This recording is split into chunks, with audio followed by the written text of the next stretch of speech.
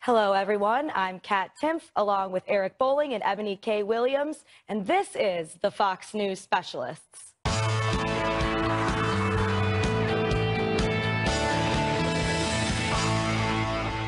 Jared Kushner fighting back against accusations of Russian collusion.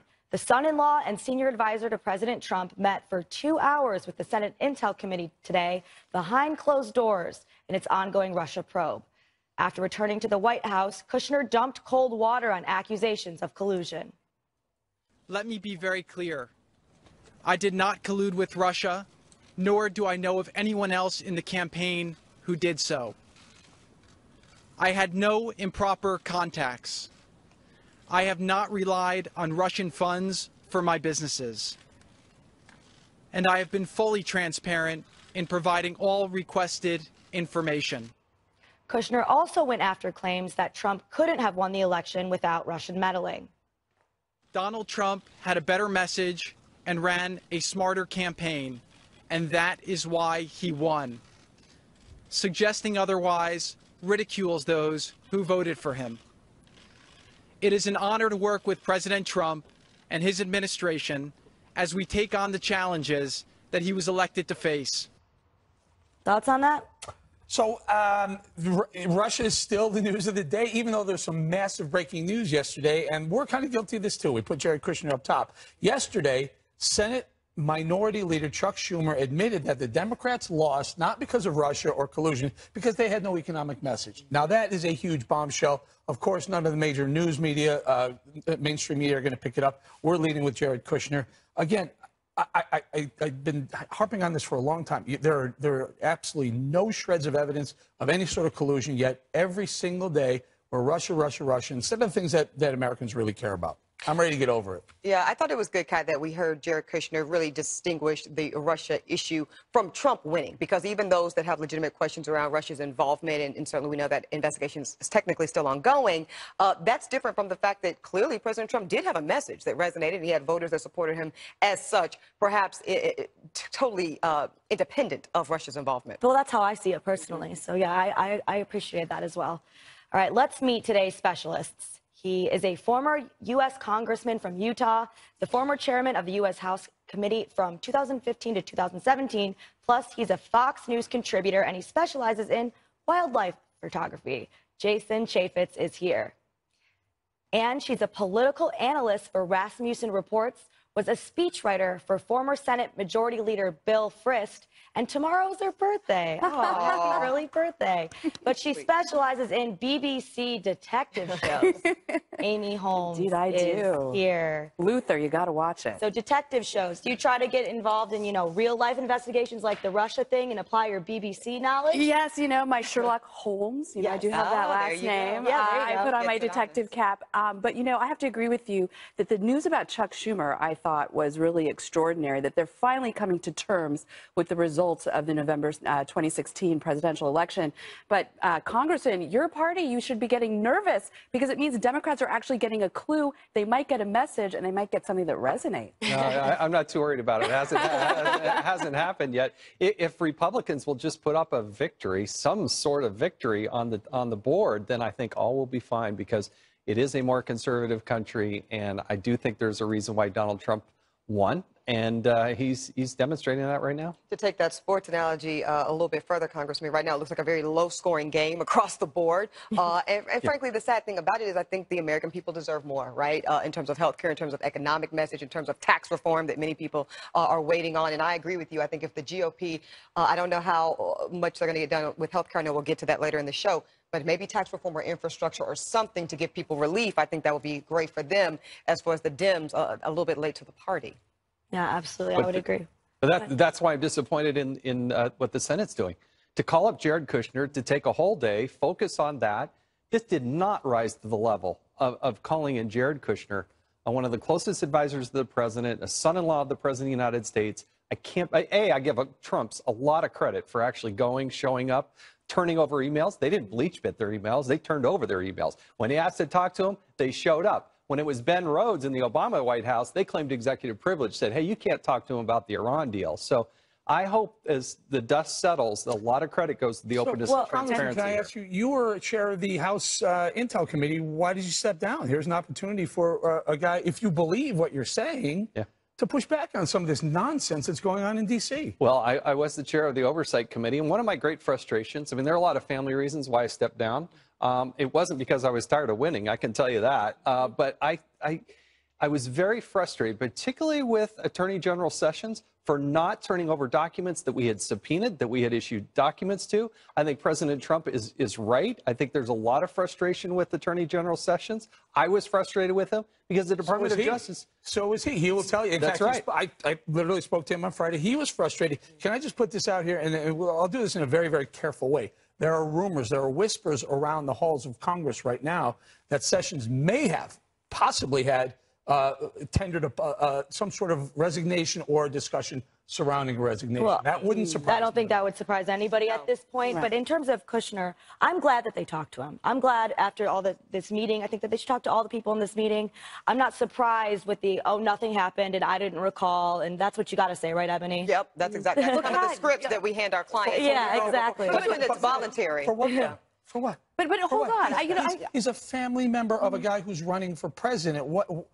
Only because he was in the meeting. Jared Kushner worked on the campaign. I read his statement to the Senate today, and I thought it was excellent. And my reaction was, what took you so long? I mean, that you laid it out. It's very persuasive that there was no collusion. He took this meeting. He said there was a nothing burger. He actually texted his secretary to say, give me a call to get me out of this. This is really a waste of my time. And I was thinking, after all the drip, why didn't we have this story from the get-go? It would have really helped the administration, I think, if Jared Kushner had put out his side of the story a lot earlier. Because when the Senate was in control in Republican hands, they didn't do a thing to help us with the Clinton Foundation. They didn't do a thing to help us with the investigation that we were trying to do in terms of the Hillary Clinton investigation. And the Department of Justice wouldn't hand over the documents. I chalked that up to being, oh, it's the Obama administration. I thought when the president came in and we had Attorney General Sessions, suddenly there'd be this flow of documents. But Congressman, weren't you gratified to finally hear Jared Kushner's side of the story? That in fact he spoke to lots of foreign officials, that he had lots of phone calls. But it never rose to the point of it never rose to that point of being a serious enough allegation with any substance whatsoever to justify them bringing him in. So why did they do it? They have some sort of anti-Trump agenda? I think the Democrats are loud and beating their drum, and I think they succumb to that pressure. They don't have the majority, though. I know. That's why I'm frustrated. They have a finite amount of time. Why are Republicans in the Senate bringing these? I don't know. I don't think anybody knows. I mean, look at what happened today. Nothing. I will say that when I talk about the low points on the board, this is what I'm talking about. The Democrats are going to be resistant and obstructionist to this president for sure. But the GOP has got to get out of its own way on this at some point, Congressman, because I think if you're just a layperson looking, you don't have a partisan agenda, it's very confusing. Yeah. All right. At the very least. Frankly. Yeah. As Eric alluded to, Attorney General Jeff Sessions probably is not having the best day at the office today after President Trump tweeted this earlier, quote, so why aren't the committees and investigators and, of course, our beleaguered AG looking into crooked Hillary, there it is, crooked Hillary's crimes and Russia's relations? The tweet coming after the president's very public criticism of Sessions during a New York Times interview last week. Adding some insult to injury, Axios is reporting today that President Trump has been pondering Rudy Giuliani, the former New York City mayor, for Attorney General. Can I take 2 seconds to explain why this matters so much to Donald Trump? Yes, Eric. Donald Trump hands the AG job to Jeff Sessions, Senator Jeff Sessions, who, as a senator, is allowed to meet with Kislyak, Foreign Minister Kislyak, and others, and ambassadors of Russia. He's allowed to. That's what they do. Anyway, he hands the senator the AG job. The AG immediately, or a couple of days later, recuses himself from the Russian investigation, allowing the deputy attorney general to make the decisions on Russia. And this guy, Rosenstein, isn't necessarily a Trump appointee. He came from prior to Trump. Rosenstein, what's the first thing he does? Special counsel. Robert Mueller will be the special counsel investigating Russia. I mean, if Sessions' recusal set it all in motion. If Sessions had said to Donald Trump before he was appointed, hey, if you do appoint me, I just want you to know I'm going to recuse myself, There's no way he would be the Do you think Okay. that was foreseeable, though, Eric? If you're Sessions, do you think there's a foreseeable scenario where you would feel the need to recuse at some point? I don't know that that was foreseeable for Well, Jeff Sessions. I don't know, Ebony, because Jeff Sessions think did so. testify that he had started considering recusal from day one. I feel like with these tweets and the public statements by the president that I'm watching like the worst, longest breakup ever, and that the know. boyfriend can't get the hint. I know. You know, that obviously President Trump is unhappy with Mr. Sessions at best, and that it probably is not serving the American people to have this sour relationship. So between the Sessions two. steps aside. Mueller is now a general counsel appointed by Rosenstein, and this guy's dragging the whole family through the mud. They got Jared Kushner, they got Don Jr. This is all because. Well, no, Jeff they're not. Sessions- It's because of that meeting, Eric. They're not dragging the whole family through the mud at random. Come on, let's Yeah, let's and be Kushner honest wasn't here. really Well, dragged they in the mud. He haven't found volunteered anything. himself to go up there's there. no- Yeah. there's It's pretty no- boring, there's- actually.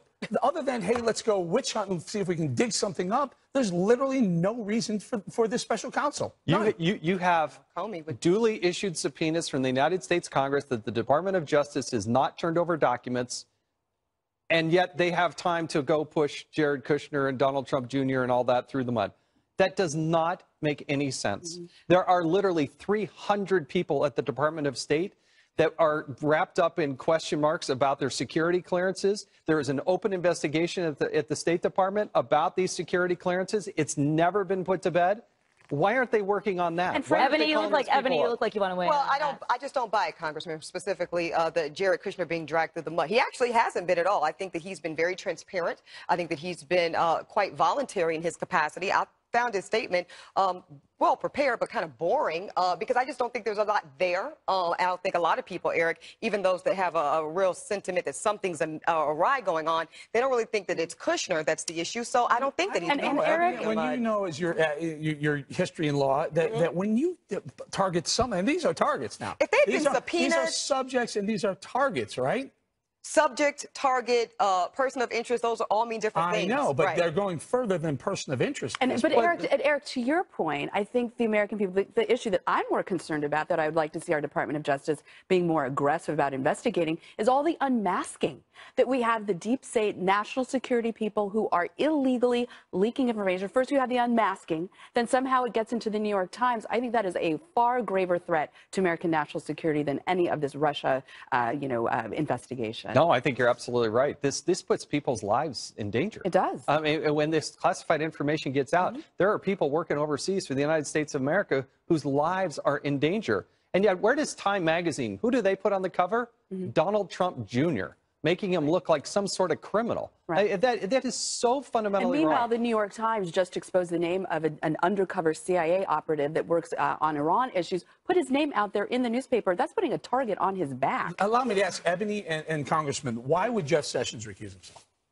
Give me one good reason why he would recuse himself. I'll let you start. I think it was an absolute fundamental and total mistake. I mean, unless he knows something about himself that nobody else knows, Well, that but he ding, shouldn't have done it, ding, and it should have come up at his ding, hearing. Ding, ding. I believe there must be something that Jeff Sessions knows that perhaps even President Trump doesn't know that would go that far, because this is a man who spent his whole life, Eric, trying to be the Attorney General, let me so take you don't you one step recuse further. yourself Let me and follow up relieve on- yourself of that much power follow for up no on the reason. question, Matt? Yes, sir.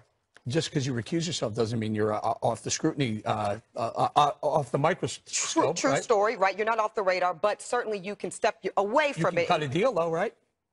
I hear where you're going. Okay. I hear Do you you going. see where I'm Yes, going I with see this? exactly where you're I'll going. recuse You might myself, not be but wrong. guess what, guys? You might If I not be wrong. recuse, I got There's a- immunity. there's a Right, you look protection. over there. You buy Right. yourself protection. Remember, Yes. Loretta Lynch said she stepped aside, but she did not actually formally recuse herself from the Hillary Clinton email investigation. Right, exactly. Thank you for You're repeating that. welcome. People don't say that enough. They don't seem to remember don't. that. No, they don't. All right, I'm serious. When we come back, President Trump admonishing Republicans this afternoon over health care. Will he help get their act together ahead of this week's Senate vote? We'll see about that.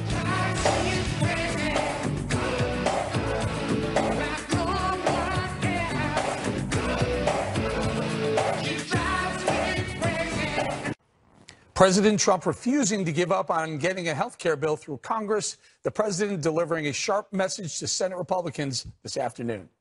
So far, Senate Republicans have not done their job in ending the Obamacare nightmare. Any senator who votes against starting debate is telling America that you are fine with the Obamacare nightmare, which is what it is. To every member of the Senate, I say this: the American people have waited long enough. There's been enough talk and no action. Now is the time for action. We are here to solve problems for the people. Amid the intense pressure from the White House, Senate Majority Leader Mitch McConnell announced a short time ago that the Senate will consider health care legislation tomorrow. Now, we'll bring it around, Congressman Chaffetz. I'm not even sure at this point which legislation they're going to vote on. Do you? It's not just you, Eric. Well, look, the United States Senate is supposed to be the most deliberative body on the face of the planet. The first question that comes to the Senate is, should they debate it? It is a yes or no question. It's not about a specific bill. But once that passes, and there is not a single Republican that should vote against that. I don't care where you are in health care. The American people deserve a vote and a yes vote so that they can actually have that debate. What amendments get brought up, Mitch McConnell has not shown his hand on that. I don't think he wants to give anybody an excuse for getting off for voting no. I think that's why he's holding that close to his vest. I think it's a game that he's playing. But the first vote is just whether or not to proceed and have the debate. And President Trump is absolutely right. I'll bring it around, but I just wanted to be clear, Mitch McConnell does not want to proceed to a vote, even to debate it, if he doesn't have a final yes on something, right?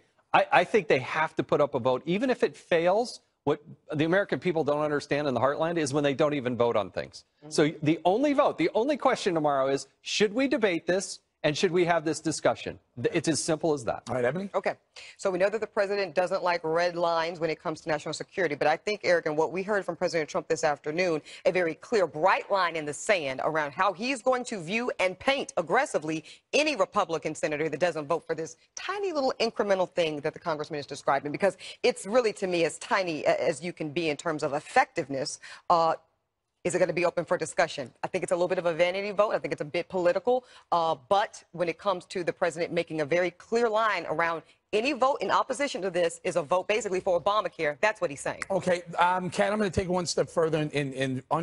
Let's talk a little bit about the political risk of getting closer, going to a vote, which means you debate. But then if you vote on something, does a loss put up too many negatives, too many losses, put a big L in your policy scoreboard, so to speak? Yeah. You want that right now? Well, I think that they've been taking L after L after L on this one. It's hard to even keep track of all the L's. It's been pretty bad.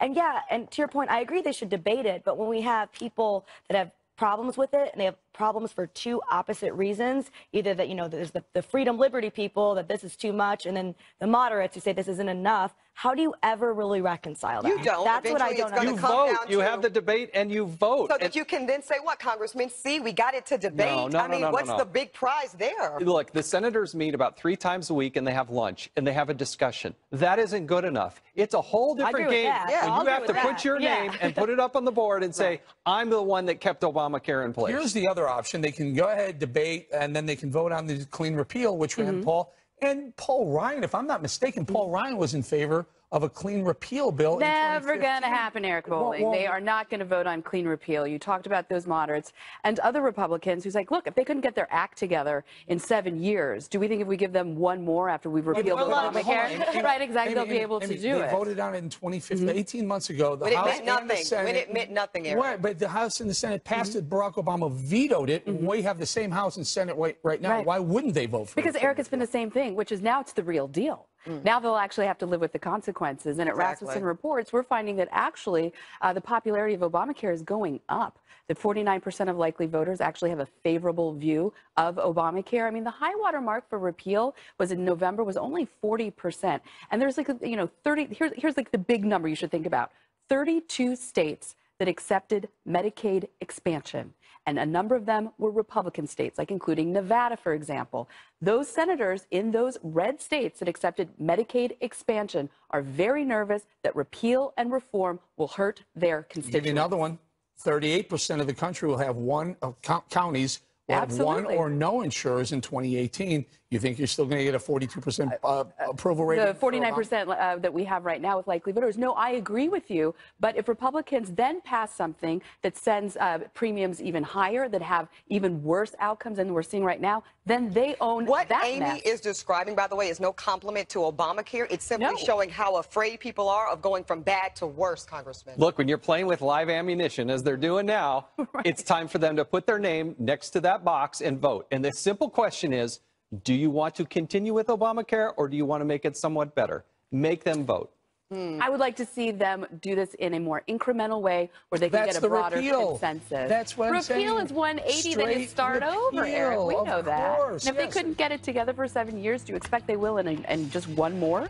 No, it's no rush on replace comes down the road. You repeal now.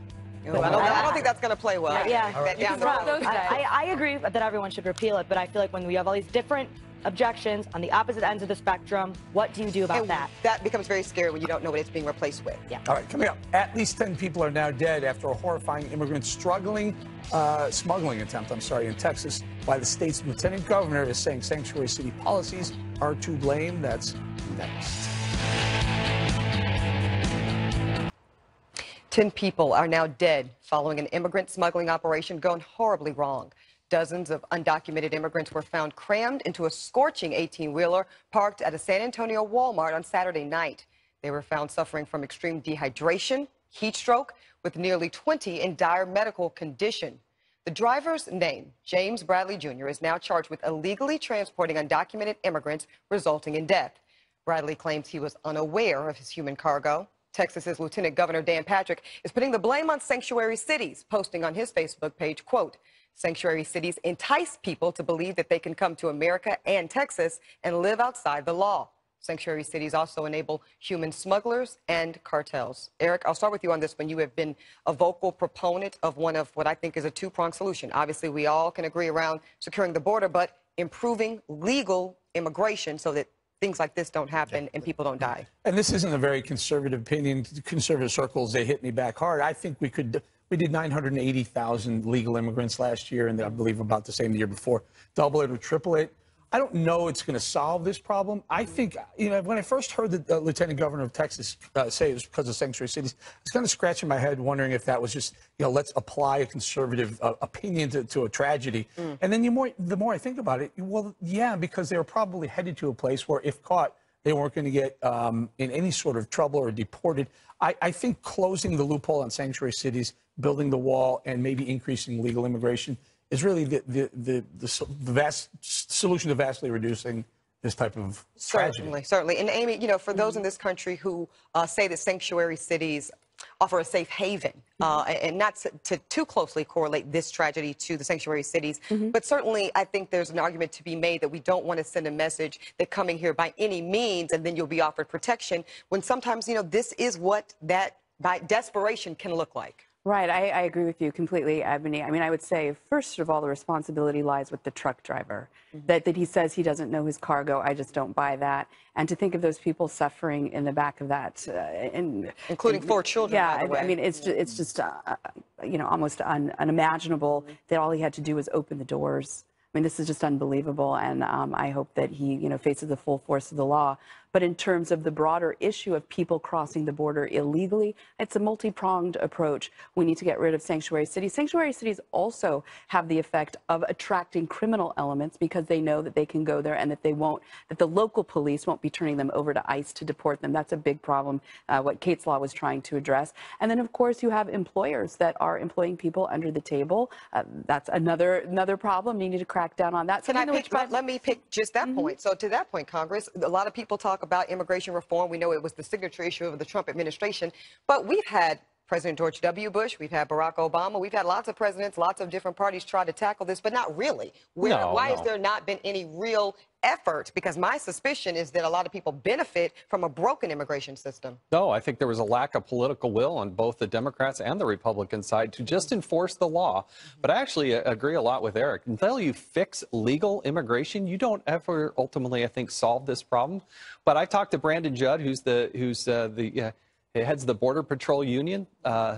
Their morale has never been higher.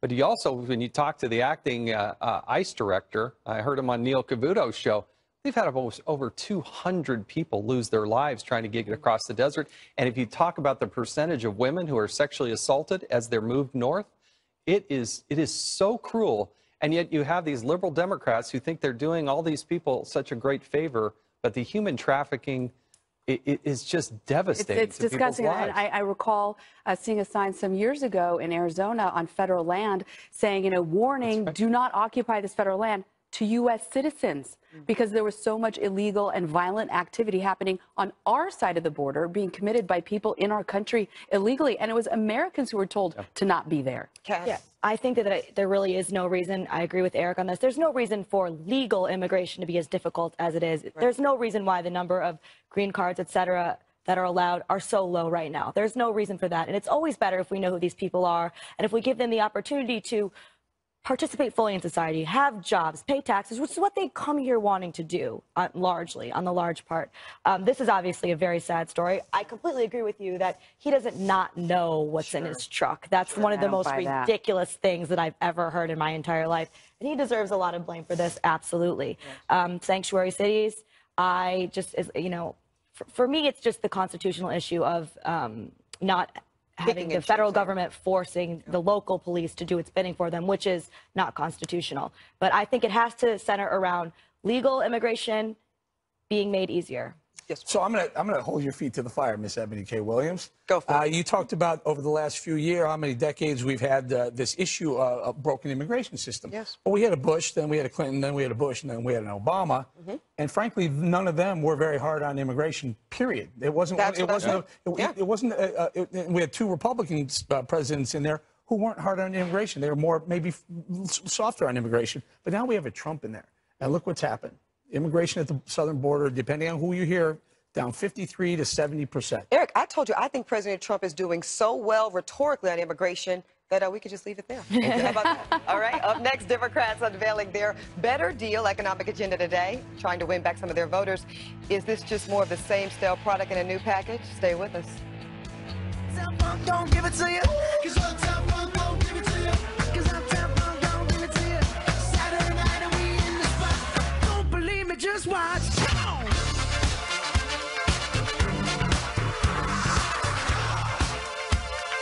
Don't believe me, just watch.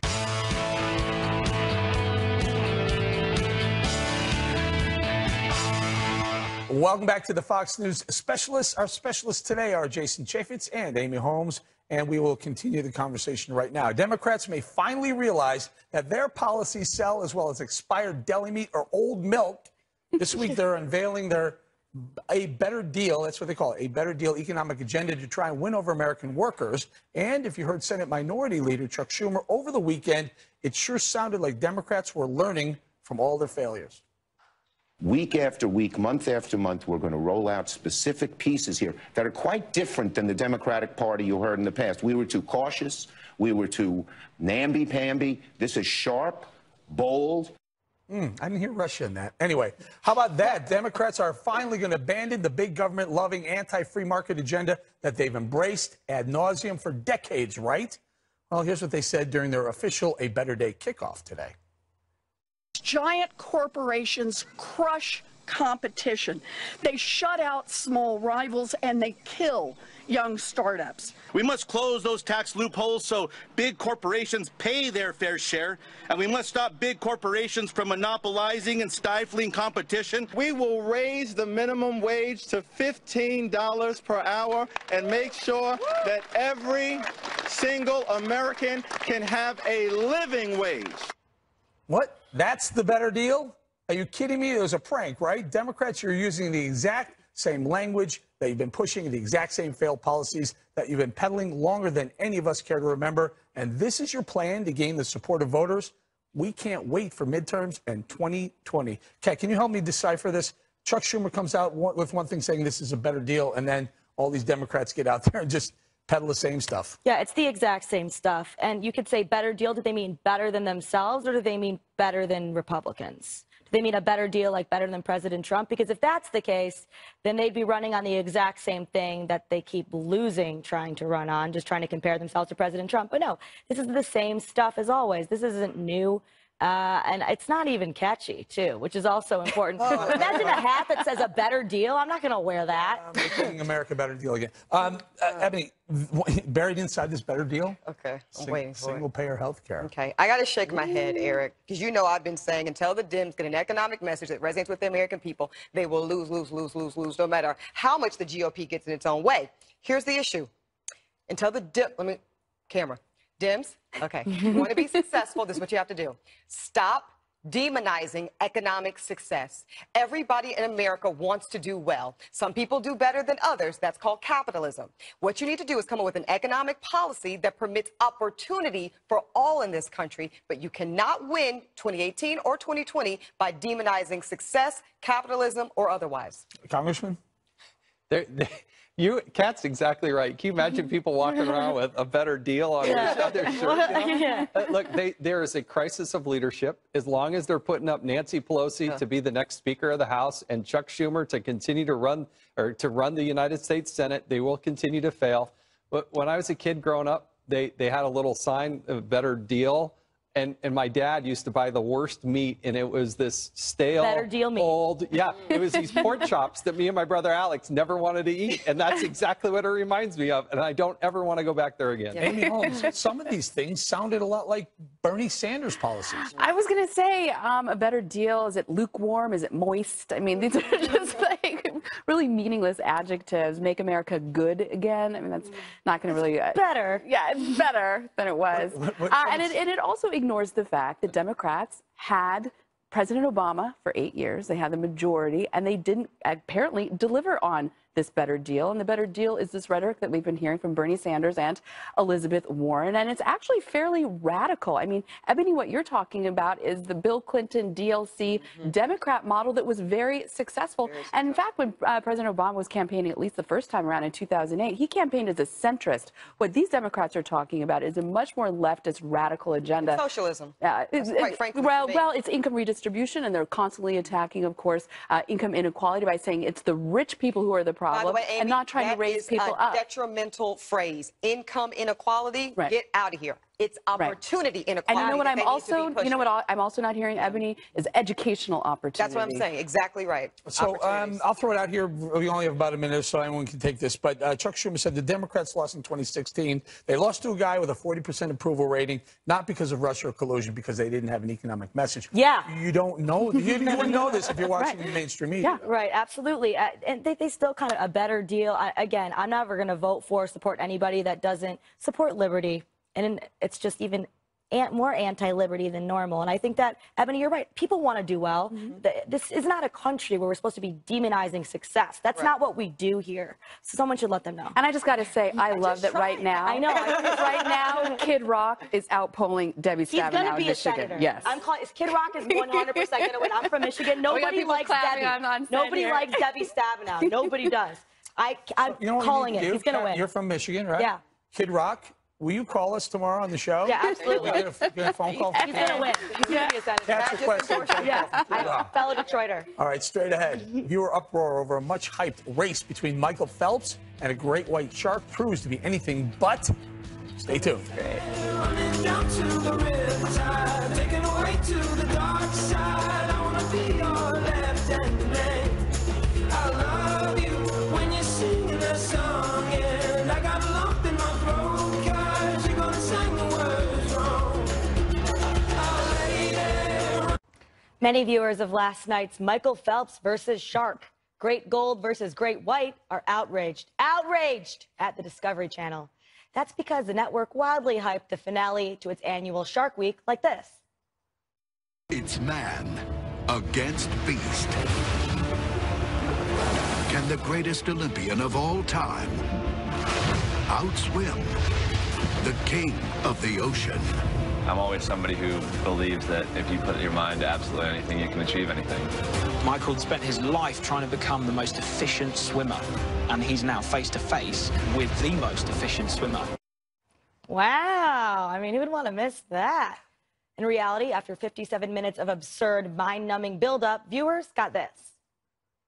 Clearly, we can't put Michael in one lane and a white shark on the far lane. You know, we're going to have to do a simulation, and we're going to use the speed data that we obtained from all of our testing in order to have him race against a white shark.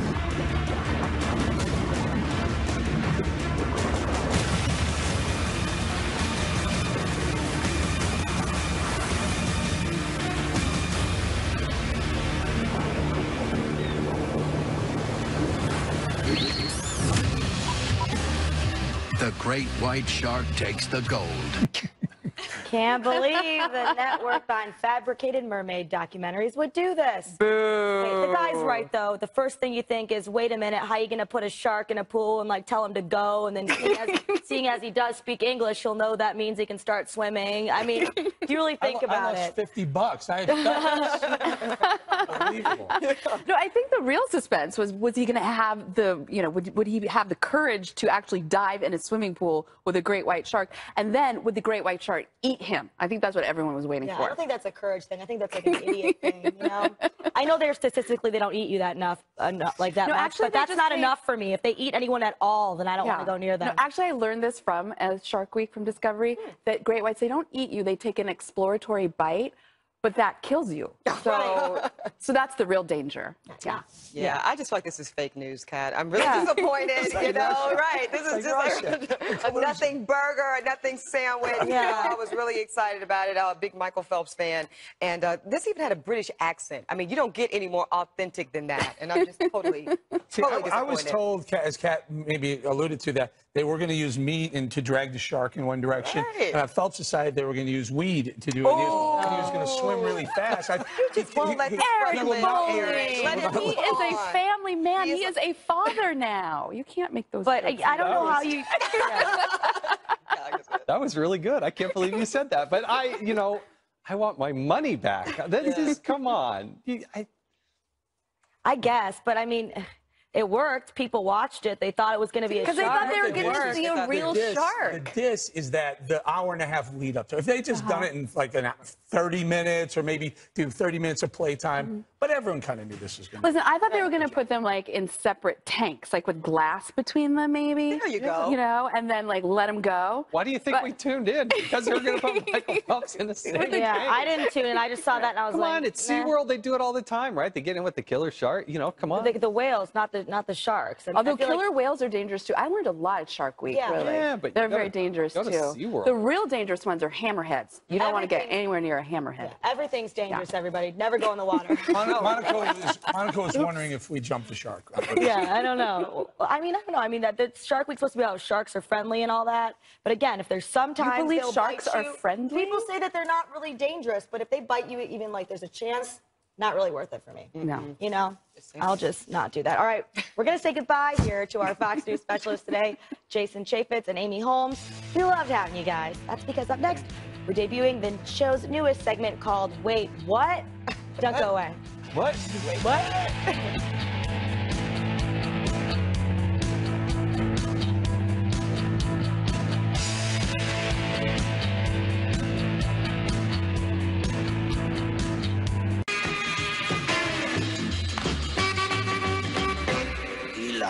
All right, we're debuting a brand new segment today called Wait, What? So it's where Eric, Kat, and I share something that's caught our eye or that we are passionate about. And I'm going to kick things off because July 24th, National Tequila Day. Who knew that? Today. Today is National Tequila Shots. Day. Shots. So Yeah, we should have had shots. I tried, but I got pushed back from upstairs. So instead, I'm going to share with you guys and our audience watching Eboni K's signature margarita. So this is my tequila cocktail, my favorite way to have one. 2 ounces of reposada tequila. You can do whatever kind. I put an ounce of a ginger liqueur, 3 wedges of a fresh squeezed lime, and then a splash of sparkling water. I prefer salted rim. And you have a nice low-calorie summer cocktail that features a beautiful tequila. Ooh. It's really good, you guys. Yeah, no, that looks good. I like it. The sugar rim, right? No, I do salt. I like salt. I do salt. I like salt. You know, got to Salt keep too. it slim and trim, you know. Don't be trying to sabotage bowling. I shan't. I just can't believe we didn't bring shots. I know. Next time. Pretty lame. Eric, what caught your eye? Okay. So yesterday, I had the opportunity to go on ABC to sell the book a little bit. Sat down with George Stephanopoulos this week. A bunch of journalists and Roland Martin happened to be there too. Take a look. The Sessions thing is on his mind. When I spoke to him yesterday, he is concerned that, hey, he appointed Jeff Sessions. He shook his hand and said, you're the Attorney General. Then how do you explain Sarah Sanders? I want to move on to Roland. How do you explain Sarah Sanders coming out and saying the president has confidence in Jeff Sessions?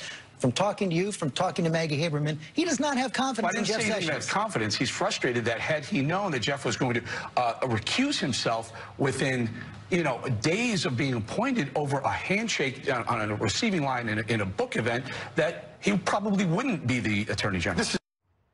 I had a really nice time with him. I gotta tell you, though. You looked great It was like tie. it was four not so loving Trumpers and me, and then Stephanopoulos. It was a good time, though. Thank you very much. Yeah, I heard you did your thing. That's good. Great stuff. Yeah, I saw it. I was like, Eric Bolling's on ABC? It's crazy. No, it's great. I agree with the tie. The pink was Yeah, that was a pink power tie. I mean, not here, but, you know, Not Sunday. here. Sunday's best, Eric. You're doing your Sunday's best. Yeah. All right. Kat? Well, mine's a little sad. My favorite mayor died. Can we get a picture? Stubbs. Nice. The mayor, Kitty Stubbs. This is an amazing inspiration to us all. He apparently jumped into a fryer on accident once. He's had a dog. That's not how he died. He's had a dog, and he's lived for 20 years. Are He's those a 20-year-old cat. By the way? Are No, those your toes? No, Oh, they're his okay. toes. And here's the thing. Here's the thing. Their owners say that they're putting up another kitten that they also own for a new mayor, which I think they should. I think that this town should have a cat mayor for always, and maybe we all should have a cat mayor. They deserve 20 years. That's a long time for a cat, right? Yeah, a really long time. This cat's amazing, so I'm just trying to give him credit where credit's due. God bless you, Kat. Stubbs. R.I.P. Stubbs. That's good. R.I.P. Stubbs. So that's all we've got time for today. Thank you all for watching. Make sure you follow us on social media at Specialist FNC on both Twitter and Facebook. And everybody remember, 5 o'clock will never be the same. Special report with Brett Baer up next.